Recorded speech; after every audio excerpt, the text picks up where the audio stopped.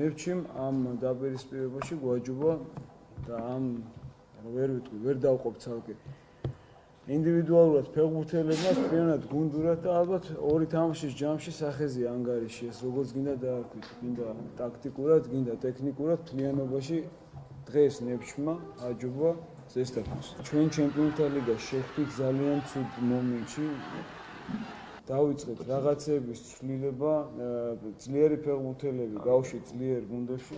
თუ შევატყობ იმას, რომ ჩემი წასვლით ეს გუნდი უკეთესი იქნება, არც ეგ არ არის პრობლემა. უბრალოდ ეს აინტერესებს ხოლმე სულ ამ ჟურნალისტს.